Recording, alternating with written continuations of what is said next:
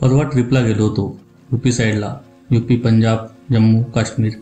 जम्मू काश्मीरबद्दल खूप उत्सुकता होती. भारतातलं नंदनवन, हिंदू राजा, मुस्लिम जनता, भारताची फाळणी, 370 कलम, बरंच काही वाचलं होतं. शिवाय यूपीकडील कल्चर, देवदेवतांच्या वेगवेगळ्या परंपरा. 2-3 दिवस प्रवास. एकदाच मेरठला पोहोचलो. त्या रात्री विश्रांती घेतली. दुसऱ्या दिवशी जम्मूला गेलो. तेथून वैष्णोदेवीला 13 किलोमीटर चालत प्रवास. 2-3 किलोमीटर प्रवास झाला असेल. अचानक रस्त्यावर मला चिन्नापासारखा एक जण दिसला. मी चमकलो. पुढे जाऊन बघितलं तर अनोळखी भिकारी होता. तसेच पुढे चालत राहिलो. पण चिन्नापा डोळ्यासमोरून हालत नव्हता. चिन्नापा हिवऱ्याचा, माझा क्लासमेट. डोळ्यानं अधू, तोंडानं बोबडा, शरीरानं अपंग. कसा तरी खुरडत तो शाळेत येई. पार शेवटच्या कोपऱ्यातील बाकावर बसे. त्याच्या शेजारी कुणीही बसत नव्हतं. शिक्षक पण त्याला लांबूनच छडी मारायचे. अभ्यासात सुमार, पण दिवसभर तो गुणगुणत असायचा आपल्याच तंद्रीत. आभाळाकडे डोळे लावून तो शाळेत असला काय नसला काय कुणालाच फरक पडत नसे. माझ्याशी तो कधीतरी बोलायचा. शाळा सुटली की परत द्यायचा. एकदा त्यानं अशीच वही घेतली, पण त्या दिवशी परत दिली नाही. उद्या देईल म्हणून मी गप्प बसलो. दुसऱ्या दिवशी तो शाळेतच आला नाही. असेच 2-3 दिवस गेले. मग मी त्याच्या घरी जायचे ठरवले. एका रविवारी मी आणि चंदू त्याच्या घरी गेलो. जुनास मोडकळीस आलेलं घर. आई भाकरी करत होती. पहिल्यावर कालवणाचं डिचकं, तव्यात एक भाकरी, चुलीचा आर बाहेर ओढून त्यावर उभी केलेली दुसरी भाकरी. दोन्ही हात पिठानं भरलेले, केस भरफटलेली, कामानं कुंकू विस्कटलेलं. डाव्या हातानं केस मागं साधत त्याची आई भाकरी थापत होती आणि चिन्नप्पा खुडूक होऊन झोपलेला.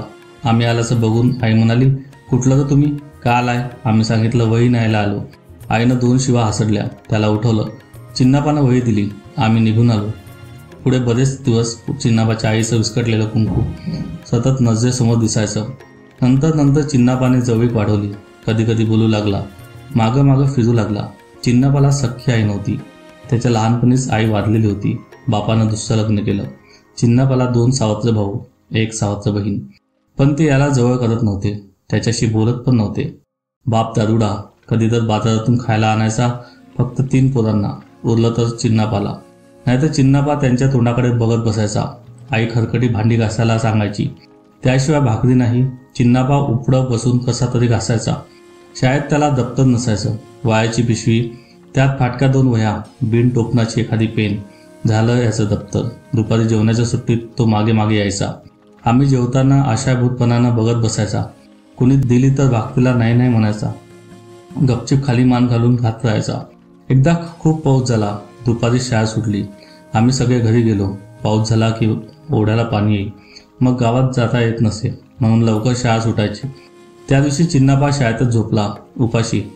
दुसऱ्या दिवशी आम्ही गेल्यावर कळालं हा इथेच होता, रात्रभर एकटाच. त्याचं धाडस बघून त्याचीच तास्ती वाटायला लागली. त्याची विचारपूस करायला कुणी आलं नाही. असा चिन्नापा. घरात असूनही बेवारस, जिवंत असूनही नसल्यासारखा. चिन्नापा 9वीपर्यंत आमच्या वर्गात होता. कधी शाळेत यायचा, कधी नाही. 9वीच्या 6 महिन्यानंतर तो एकाएकी गायब झाला. वर्गातील तो कोपरा कायमचा रिकामा पडला. त्याने शाळा सोडली. आम्ही सर्व विसरून गेलो. पुढे खूप वर्षांनी एकदा चिन्नापाचा बाप भेटला. सहज विचारला तर म्हणाला, तो घर सोडून गेलाय. जिवंत आहे की नाही हे माहीत नाही. खूप वाईट वाटलं. सावत्र आईची क्रूर वागणूक, बापाची दारू, सावत्र भावांची शिवत होऊ नये म्हणून धडपड, अपंग शरीर, अधू डोळे, घरदार, आईबाप, भाऊबहीण, समाज, गाव, सगळ्यातून उठवलेला एक शापित जीव. अर्थच नव्हता जिंदगीला. पण तरी सहन करत तो जगत होता. आता मात्र कुठे असेल काय माहीत. कधीतरी गेट टुगेदरला चिन्नापाची आठवण यायची. वर्गमित्र म्हणायचे, कुठे असेल काय माहीत. एक जण म्हणाला, अरे तू यूपीत आहे, हरिद्वार, वैष्णोदेवी या साईडला भिक्षा मागतो. बाप जाऊन पैसे घेऊन देतोय वगैरे. आज या साईडला फॅमिली ट्रिप आहे, त्यामुळे चिन्नापाची आठवण येत होती. कदाचित असेल कुठेतरी. भेटेल का? ओळखलं का? त्याची नजर असेल की पूर्ण गेली असेल, पण तो कुठेच दिसलाच नाही.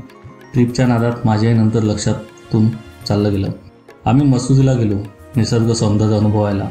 तिथे 2 दिवस काढले. नंतर हरिद्वारला जायचं ठरवलं, गंगा नदीचं महात्म्य अनुभवायला. सायंकाळी 4चा सुमार. आभाळ दाटून आलेलं. आम्ही हरिद्वारला पोहोचलो. रूमवर साहित्य ठेवलं.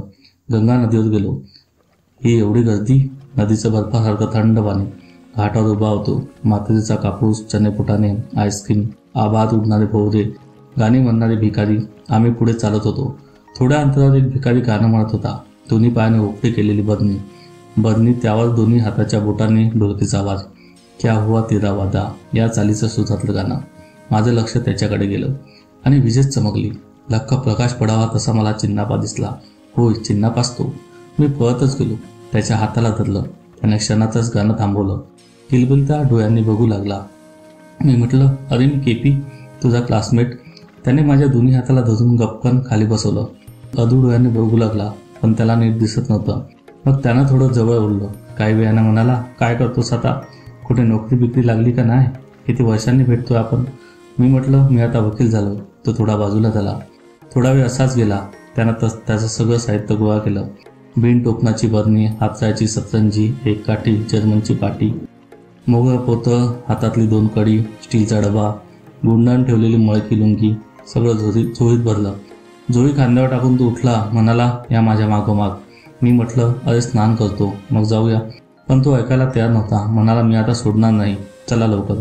आम्ही चालत चालत मेन रोडला आलो. स्टेशन सोडून आणखी पुढे लांब गेल्यावर टॅक्सी उभी होती. दोघेही टॅक्सीत बसलो. टॅक्सी धावू लागली. थोडे अंतर गेले. मी विचारलं, कुठे निघालो? तो म्हणाला, घरी. माझ्या घरी, स्वतःच्या घरी. थोड्या वेळाने मी विचारलं, गावी काय येत नाहीस? त्याच्या डोळ्यात ठसकन पाणी आलं. म्हणाला, नको जखमेवर मीठ टाकूस. मी बेवारस. कोण आहे गावाकडे? तो बाहेर बघू लागला. गार वारा सुटलेला, त्याची फाटकी कपडे फडफडलेली आणि तो सांगू लागला, 6 मायची परीक्षा संपली आणि मला एका घरात कामाला ठेवलं. आई शाळा सोड म्हणू लागली. मी शिकण्याचा आग्रह होता, पण ते ऐकत नव्हते. एके दिवशी आई आणि भावानं खूप मारलं. रात्रभर उपाशी ठेवलं. दुसऱ्या दिवशी तोंड सुद्धा धुवू दिलं नाही. हाकलूनच काढलं. शेजारी पाजारी गोळा झाले, पण ते तरी काय करणार? मग मी गाव सोडलं. कुरडत दुसऱ्या गावी जायचं. कुणीतरी ₹2 द्यायचे.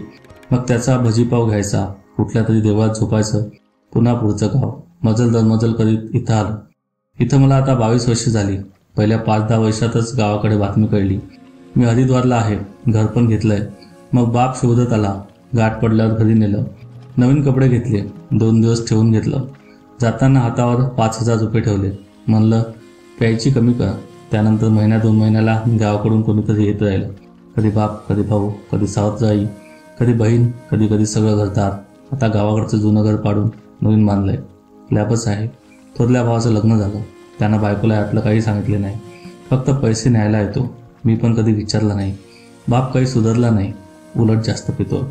भाऊ काही कामधंदा करीत नाही. माझ्याकडे अधूनमधून पैसे घेऊन जातात. आम्ही जयदिकल गावात पोचलो. थोड्या वेळाने टॅक्सी थांबली. आम्ही खाली उतरलो. टॅक्सीवाल्याने पैसे घेतले नाहीत. न विचारताच तो निघून गेला. मी मागे येऊन बघितलं तर 2 मजली मोठा बंगला, दानत बंगल्याचे नाव. माझ्या आश्चर्याला सीमा राहिली नाही. आम्ही आत आलो. चहापान झालं. म्हणाला, वहिनी आणि मुलांना घेऊन ट्रिप संपेपर्यंत इथेच राहायचं. शपथ आहे तुम्हाला, नाही म्हणू नका. मोबाईल काढला. म्हणाला, नंबर सांग वहिनीचा. रात्री बाहेरून जेवण मागवलं. सगळी जेवली. गप्पा मारताना म्हणाला, दरवर्षी अपंगांना ₹51,000 देतो. गावी पण पैसे देतो. गोरगरिबांना मदत करतो. दिवसभर गाणी म्हणायची, रिक्षा मागायची. कधी मिळते, कधी नाही, पण कधी 2,000 मिळतात. जगण्यापुरते ठेवतो. बाकी गरजवंतांना देऊन टाकतो. मी म्हणालो, मग एवढा मोठा बंगला? तो हसत म्हणाला, गैरसमज आहे तुमचा. हा अंध मुलांचा आश्रम आहे. सध्या 135 मुले आहेत. भिक्षा मागून मी चालवलाय. सरकारही देणगी देत आहे.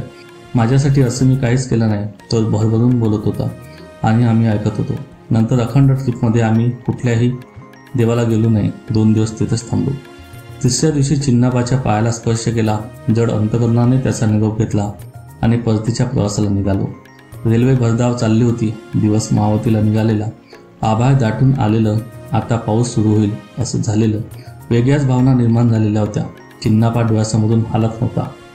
आता परतताना प्रश्न पडत होता, भिकारी कोणाला म्हणायचं?